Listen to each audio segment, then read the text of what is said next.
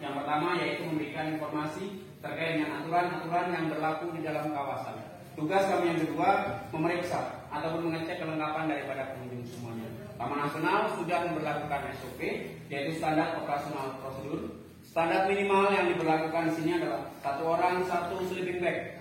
Tenda kapasitasnya 50% dari kapasitas normal karena masa pandemi, logistiknya cukup. Bagi yang ke puncak wajib pakai sepatu. Hand sanitizer, masker juga harus membawa masing-masing. Menuju Gerhana Kumbolo, pengunjung baik berangkat maupun pulang wajib lewati jalur konvensional. Estimasi waktu 4-5 jam.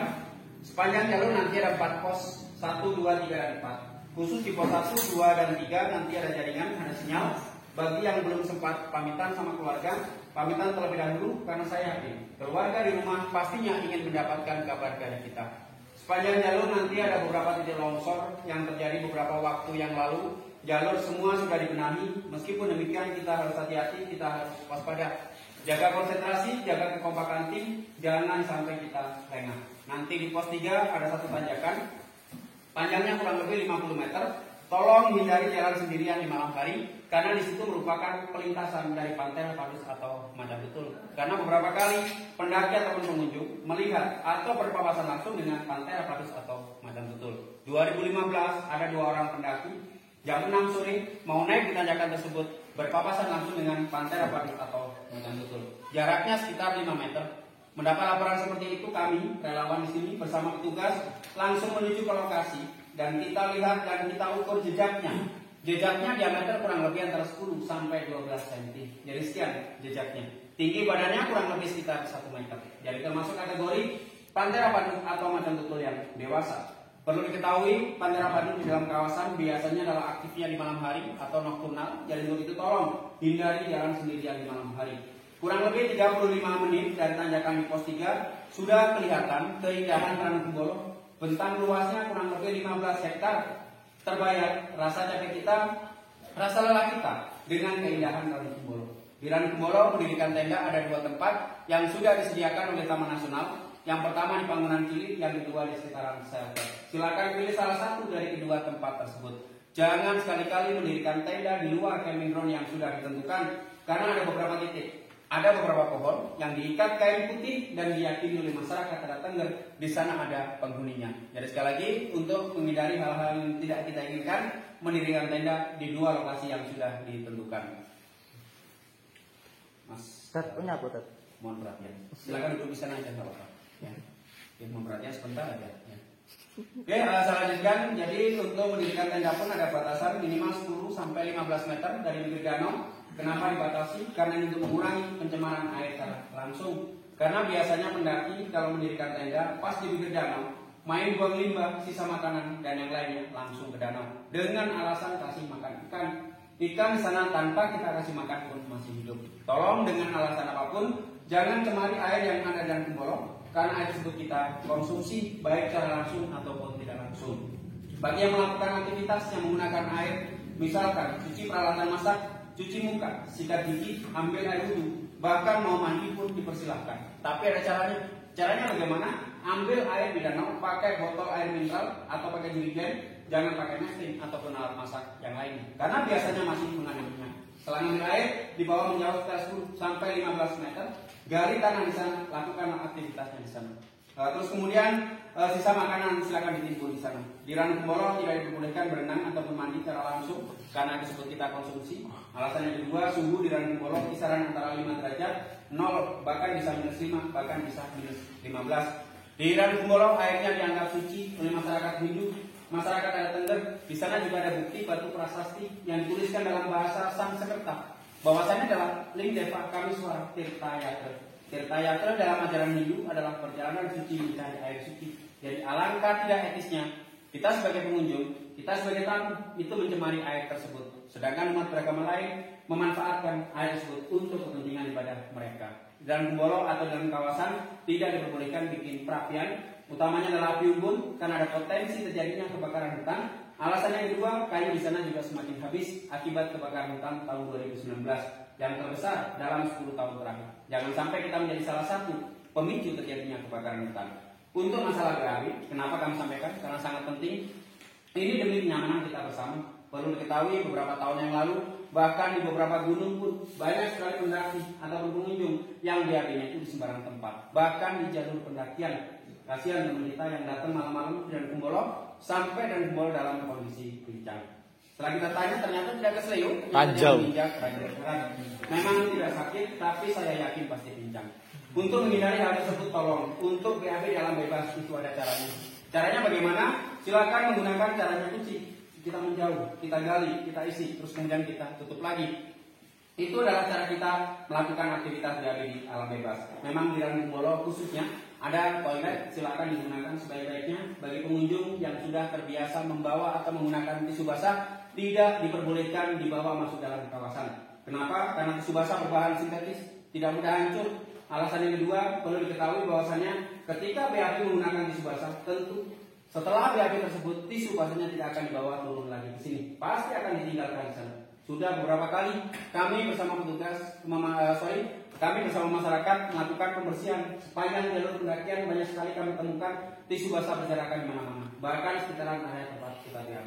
Jadi tolong bagi yang sudah terlanjur membawa tisu basah, mohon dengan sangat silakan dititipkan sini saja, dikasih nama, asal tanggal naik nanti pulangnya bisa diambil lagi. Sebagai pengganti bisa menggunakan tisu kering yang dibasahi, bisa menggunakan air. Tapi tolong botolnya jangan ditinggal, apalagi dimasukkan ke lubang. Bagi yang stay dan Kumbolo silakan stay.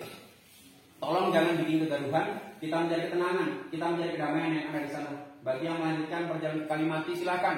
Estimasi waktu 3-4 jam jalan Kumbolo sampai Kalimati. Jalurnya di belakang camping ground shelter persis ada satu tanjakan cinta namanya. Di balik itu ada padang savana, ororombo namanya. Di sana ada bunga, verbena, brasiliensis fel. Tanaman invasif, perusak, mengganggu, daya serapannya tinggi hingga mematikan tanaman asli yang ada di sekitarnya. Meskipun demikian, jangan petik, jangan dibawa pulang karena dikhawatirkan nanti cara salah dan akan merusak ekosistem yang ada di sekitarnya. Silakan dinikmati saja, di foto-foto atau yang dari rumah sudah punya rencana mau bikin video klip segala macam, silakan sambil bernyanyi di film India, ceweknya sini satu, cowoknya sini satu, silakan. Setelah di Ororombo nanti ada Morokanda, lalu ada Jambangan. Di Jambangan dominan tanamannya adalah padang rumput dan semak belukar. Dan khusus di Jambangan adalah areal kekuasaan dari Pantai Rapabis atau Mantan Tutul. Yang itu tolong hindari jalan sendirian malam hari, karena beberapa kali kami bersama petugas memasang kamera trap di beberapa titik. Di sana banyak sekali kami temukan jejak-jejak Mantan Tutul, jejak-jejak rusak dan jejak-jejak perburukan. Itu indikasikan mata rantai makanan di sana masih komplit. Lagi jangan sampai kita menjadi bagian dari mata rantai makanan mereka. Lalu di Kalimati kalau kita gambarkan seperti ini adalah shelter. Ini adalah camping ground yang disediakan. Mendirikan tenda silakan dilokalisir di camping ground yang sudah ditentukan. Di sini ada sumber air, sumber mani, jaraknya kurang lebih sekitar 1 kilo. Hindari ngambil air sendirian di malam hari, karena di sini merupakan satu-satunya mata air dan kita berbagi dengan binatang-binatang yang ada di sana, terutama karnivora, terutama adalah Panthera padus atau sejenis harimau yang lainnya. Karena 1-2 kilo banyak sekali goa tempat tinggal dari mereka. Kalau rumahnya di sini, habitatnya di sini, minumnya pasti di sekitaran area sumber mani. Toilet di Kalimati sudah dibongkar, sudah rusak, tidak bisa digunakan. Memang ini adalah salah satu toilet dengan view yang sangat indah sekali. Semeru. Nongkrong bisa melihat keindahan Semeru. Jarang-jarang kita mendapatkan fasilitas seperti itu. Karena sudah dibongkar, jadi ketika BAB kita harus tetap menggunakan caranya kucing, yaitu kita menjauh, kita gali, kita isi, terus kemudian kita tutup lagi. Tetap tidak diperbolehkan menggunakan tisu basah. Silakan menggunakan tisu kering, yang dibasahi silakan menggunakan air. Terus kemudian di setiap simaksi sudah ada pernyataan bermatrek bahwasannya batas pendakian yang direkomendasikan itu sampai di Kalimati ini bukan akal-akalan, ini bukan rekayasa. Ini sesuai dengan rekomendasi dari PVMBG bahwasanya status Gunung Semeru adalah waspada. Status gunung di Indonesia ada 4, normal, waspada, siaga, awas. Semeru ada di level 2. Tentunya ada radius aman yaitu di sekitaran Kalimati. Jadi segala resiko setelah Kalimati di luar tanggung jawab dari Taman Nasional. Klaim asuransi tidak berlaku. Klaim asuransi juga tidak berlaku bagi pengunjung yang dari rumah sudah membawa penyakit asma, jantung, paru-paru, ginjal dan yang lainnya. Kalau kambuh dan kawasan tidak bisa diajukan klaim asuransinya karena sudah dibuktikan dengan surat dokter yang asli, bukan hasil scanan, bukan hasil fotokopian. Mari kita jujur untuk diri kita sendiri, mari kita jujur untuk keselamatan kita sendiri. Tapi saya yakin teman-teman sampai di Kalimati melihat keindahan Semeru, melihat kegagahan Semeru, gatal saya tidak menginjakkan kaki di puncak abadi para dewa, puncak tertinggi di Pulau Jawa. Silakan, itu hak masing-masing orang, tentu dengan segala resiko yang ditanggung oleh masing-masing pendaki. Kami hanya sekedar relawan, kami hanya sekedar berbagi informasi, kami bukan bermaksud menggurui. Saya yakin pengunjung lebih pintar, lebih berpengalaman daripada kami. Tentunya setiap gunung memiliki karakter yang berbeda-beda. Begitu pula dengan Semeru. Ada 3 hal yang perlu diperhatikan sebelum kita menuju ke puncak. Yang pertama adalah kondisi fisik kita masing-masing. Yang kedua kondisi tim. Dan yang ketiga adalah kondisi cuaca. Jangan memaksakan diri bila salah satu saja dari ketiga tersebut tidak memungkinkan. Untuk menuju ke puncak, biasanya berangkat jam 00 dini hari atau jam 01 dini hari. Sempatkan 1 jam sebelumnya untuk bangun, prepare terlebih dahulu, bikin sarapan, minuman hangat, dan yang lainnya. Jangan melakukan perjalanan menuju ke puncak di saat perut kita kosong, akan sangat beresiko. Bekal air mineral, minimal 1 orang 1 botol air mineral, dibawa sendiri-sendiri. Jalurnya di belakang shelter persis, ini adalah jalur baru sejak 2014. Jalur yang lama ditutup, tidak bisa dilewati akibat longsor. Ada arah panah ke puncak. Sepanjang jalur nanti ada beberapa tanda, pita, stringline yang ditempelkan, yang diikatkan di beberapa pohon. Ada yang warna hijau, ada yang warna oranye, ada yang warna hitam kuning. Kalau tanda silang, jangan diterobos, jangan diterjang. Di sini ada banyak sekali persimpangan. Silakan ngambil kiri saja, turun sedikit, ketemu dengan jalur yang lama. Beberapa ratus meter lagi ketemu dengan batas vegetasi. Medannya sudah mulai berpasir. Saran kami berjalan di medan berpasir. Silakan untuk membuat jalur zigzag sendiri. Itu akan mempermudah langkah kita dan itu akan menghemat tenaga kita. Silakan nanti dicoba. Di puncak ada 3 aturan yang tidak tertulis yang wajib kita taati. Yang pertama adalah batas maksimal di puncak jam 10 atau jam 11 pagi. Kenapa? Karena terkait dengan arah angin. Dikhawatirkan asap yang keluar yang mengandung gas beracun tertiup angin ke arah pendaki. Kita akan menghirup gas beracun. Kalau kita menghirup gas beracun, belerang yang sangat menyengat, teman-teman yang pakai buff, scrub ataupun masker, silahkan dibasahi terlebih dahulu pakai air. Itu untuk mengcover sementara dan tentunya langsung turun. Aturan yang kedua, jangan sekali-kali mendekati kawah karena kawah Semeru sangat berbahaya. Sering mengeluarkan lontaran lava pijar. Di sana juga sudah memakan korban jiwa. Tahun 2000 ada beberapa ahli vulkanologi meneliti kawah, terjadi lontaran lava pijar yang lumayan besar dan mengenai beberapa orang. 2 orang meninggal dunia di sana. Ada yang kepalanya hancur, ada yang kena dadanya tembus, meninggal di tempat di sana. Aturan yang ketiga, di sini ada antena yang terhubung langsung dengan alat seismograf. Jangan didekati, diganggu, apalagi dirusak. Karena itu yang menentukan status Gunung Semeru adalah waspada. Aktivitas kegempaan Semeru diukur di sana. Terus kemudian naik maupun turun di jalur yang sama. Jangan sekali-kali membuat jalur baru karena dikhawatirkan nanti tersesat ke beberapa zona blank. Kalau ke arah kanan dari puncak, arahnya ke arah blank 75. Zona kematian banyak sekali korban jiwa di sana. Begitu pula ke arah barat, ketemu dengan jurang, kedalamannya ada yang 25 meter, 50 meter, bahkan ada yang 100 meter. Hampir semuanya kami ketahui ketika kami juga melakukan pencarian pendaki asal Swiss, Leonel Dubrok, yang sampai saat ini juga masih belum ditemukan. Terus kemudian ketika turun, jangan berlarian karena sangat beresiko. Sudah setiap saat kami mengingatkan kepada pendaki, jangan berlarian, dan jangan berlarian. Tapi masih banyak sekali teman-teman turunnya berlarian. Terus kemudian terjatuh, terguling-guling di sana, ada yang kepalanya bocor, tulang lehernya patah, tulang belakang patah, sudah sering kali itu terjadi. Kita nggak usah berlarian, nggak sampai 2 jam dari puncak menuju ke Kalimati. Itu berbanding terbalik ketika waktu kita naik, butuh waktu sekitar 5-6 jam untuk menuju ke puncak. Terus kemudian di sini ada tanda pohon yang diikat kain kuning putih mengkilat. Ini adalah acuan kita untuk menuju ke Kalimati. Jaga sikap kita selama berada di kawasan, ucapan kita, perilaku kita, tolong benar-benar dijaga. Kekompakan tim, jangan membiarkan teman kita yang sakit sendirian. Harus ada yang menemani dan harus ada yang melaporkan turun. Terus kemudian fokus menuju ke puncak, jangan gunakan headset, earphone atau bahkan speakerbox. Kalau speakerbox memang tidak diperbolehkan masuk dalam kawasan. Kenapa tidak diperbolehkan menggunakan headset ketika menuju ke puncak? Karena dibutuhkan konsentrasi yang begitu tinggi. Begitu ada suara batu terjatuh, ada aba-aba was batu, kita harus selalu waspada, kita harus selalu mendengarkannya. Ini ada kejadian tahun 2015, pendaki asal Aceh terlena, dia tertidur, ada suara batu terjatuh, ada aba-aba, dia tidak mendengarkan. Akhirnya batu tersebut menghantamnya, kepalanya pecah dan meninggal dunia di sana. 2015, pendaki asal Sukabumi, Dani Agustina Rahman, kronologisnya juga kurang lebih sama. 2016, kejadiannya memang bukan di puncak. Dalam 1 bulan, 4 orang meninggal dunia di sana. Yang pertama di Kalimati, yang kedua di Jambangan, yang ketiga di Ranung Bolok, dan yang keempat di jalur pendakian. Jadi sekali lagi tidak hanya puncak Semeru yang berbahaya, suhu yang sangat ekstrim, kondisi fisik juga banyak sekali memakan korban jiwa. Jadi sekali lagi, tolong benar-benar diperhatikan. Di sini ada kata-kata permisi, ada teman rumahnya juga. Dalam bahasa apapun, sebelum menuju ke puncak kita berdoa menurut agama dan kepercayaan kita masing-masing. Saya yakin dengan niat baik kita, tuan rumah yang ada di sana tidak akan mengganggu kita, justru akan mengantarkan kita turun kembali ke Kalimantan dan bahkan ke tujuan kita bukan balik puncak. Tujuan kita adalah kembali ke rumah dengan sehat dan selamat, dan tentunya dengan ganti foto profil. Di setiap simak sudah ada checklist perlengkapan dan perbekalan. Untuk perlengkapannya harus diisi sesuai dengan standar minimal yang diberlakukan sih. Untuk perbekalannya ini kaitannya dengan masalah sampah.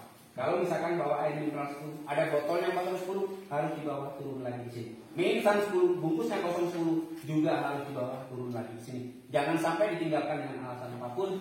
Maksudnya kita bawa air mineral minimal 1,5 liter ke atas kuat, turun tinggal botolnya saja isiannya kenapa nggak kuat.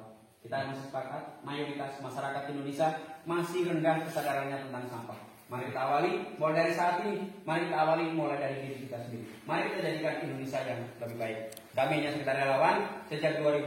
Apa yang kami sampaikan mulai dari pagi tadi sampai sore nanti kurang lebihnya adalah sama. Kalau ada pendaki yang tidak suka dengan apa yang kami sampaikan, silahkan. Kalau ada pendaki ataupun pengunjung yang muak dengan apa yang kami sampaikan juga silahkan. Atau tidak suka aturan prosedur yang ada di Gunung Semeru yang terlalu ribet segala macam, silahkan cari gunung yang lain saja. Kita tinggal beli tiket, kita bisa langsung berangkat. Tapi kita tidak mendapatkan apa-apa. Kami di sini mencoba menjadi tuan rumah yang baik. Kami sambut tamu-tamu kami berikan informasi apa yang ada dalam rumah kami sendiri. Kami hanya sekedar relawan, kami tidak ada gaji, kami tidak menerima upah dari siapapun dalam bentuk apapun. Dan begitu, kami minta bayaran kepada pengunjung semuanya. Bayarannya apa? Bayarlah kami dengan sampah. Semoga jerih payah kami selama berhari-hari di sini terbayar dengan kesadaran pengunjung, membawa sampahnya turun, terbayar dengan kesadaran pengunjung menjaga kelestarian di sana. Sepakat untuk sampah? Terima kasih. Terus kemudian pengunjung tidak diperbolehkan membawa barang-barang tidak layak dibawa ke dalam kawasan. Tadi sudah kita sebutkan tisu basah, silakan dititipkan sini. Parang golok tidak diperbolehkan karena saya yakin parang dan golok bukan untuk masak. Tentunya parang dan golok untuk nebang kayu nabi unggul. Terus kemudian alat musik sekecil apapun, harmonika, gitar, ukulele, speaker aktif, speaker box tidak diperbolehkan masuk dalam kawasan. Alat pancing, petasan, kembang api, flare, drone juga tidak diperbolehkan karena sangat mengganggu aktivitas binatang-binatang yang ada di sana. Kalau nanti ketahuan di dalam kawasan, barang-barang tersebut akan disita dan tidak ada jaminan diambil kembali dan tentunya akan ada sanksi. Terus kemudian pengunjung yang berhak menyita adalah warga lokal, petugas dan relawan yang ada dalam kawasan. Pengunjung tidak diperbolehkan memetik atau bawa pulang bunga tulis dan beberapa jenis tanaman yang dilindungi oleh undang-undang. Pengunjung yang dapat pesanan sponsor, tulisan-tulisan, bawa salam-salam, misalkan salam dari Kumbolo, salam dari Puncak Mahameru, kapan nenek kesini, misalkan seperti itu. Nanti sebelum berangkat ditulis terlebih dahulu. Pilot, tip X silakan dititipkan sini. Kenapa? Karena kami khawatir terjadi vandalisme di dalam kawasan. Alam kita itu indah tanpa coretan-coretan kita. Alam kita itu indah tanpa tangan jari kita. Mari kita jaga bersama-sama. Mohon maaf karena ada beberapa kaum perempuan. Sekali lagi mohon maaf bagi mbak-mbaknya yang mungkin lagi terima tamu bulanan. Tolong jangan memaksakan diri menuju ke puncak Semeru. Puncak Semeru merupakan puncak abadinya para dewa. Puncak yang disucikan oleh Mati Nur dan masyarakat agar secara logika kondisi fisiknya masih akan menurun dan pastinya akan sangat sensitif dengan hal-hal yang berbau mistis. Nanti juga bau bekasnya jangan ditinggal, jangan ditimbun di dalam kawasan karena penghunian kawasan semakin hari semakin marah akibat rumah mereka dibuangi barang-barang seperti itu. Nanti silakan dibungkus yang rapi, yang rapat, dipisahkan dari sampah umum. Di akhir sesi kami akan mengecek kelengkapannya. Biasanya kami bongkar carrier-nya satu persatu. Kami lihat, kami raba apakah sesuai dengan standar, apakah tidak. Itu biasa kami lakukan. Kami mencoba membiasakan diri karena ini bukan demi kami, ini semata-mata demi keamanan dan demi kenyamanan pengunjung itu sendiri. Kami hanya ingin tanya, tolong jawab dengan jujur. Apa benar satu orang satu sleeping bag? Benar. Tenda kapasitasnya 50% dari kapasitas normal. Logistiknya cukup? Cukup. Yang ke puncak pakai sepatu semua? Masnya ke puncak ada sepatu? Oke. Nanti silakan dicek ulang kalau misalkan ada yang ketinggalan, ada yang kelupaan, silakan cari persewaan terlebih dahulu di sini. Jangan sampai kita enggan mengeluarkan uang 10.000, 20.000 demi keselamatan kita sendiri. Sekali lagi ini bukan demi kami, ini semata-mata demi keamanan dan demi kenyamanan pengunjung itu sendiri. Ada yang kurang jelas? Ada yang perlu ditanyakan? Silakan. Sudah cukup, Pak. Sudah jelas? Atau belas nggak paham? Sudah jelas ya? Kalau udah jelas, kalau udah paham berarti tidak ada alasan lagi yang melanggar aturan, tidak ada alasan lagi memetik bunga tulis dan tidak ada alasan lagi pendaki memetik bunga tulis dari kawasan. Untuk pengambilan identitas ketika turun maksimal jam 4 sore. Kalau misalkan nanti datangnya lewat dari jam 4 sore, ngambil identitasnya besok paginya, tentu bermalam-malam di sini. Tidak akan ada sanksi. Tapi kalau misalkan nambah hari dalam kawasan, nanti akan ada sanksi, bisa di blacklist. Itu saja dari saya. Sekali lagi mohon maaf. Nanti akan kami rekomendasikan ini. Setelah itu kembali ke loket, menukarkan tiket. Setelah dapat tiket bisa langsung berangkat. Terima kasih. Wassalamualaikum warahmatullahi wabarakatuh. Waalaikumsalam. Makasih Cak ya. Dimas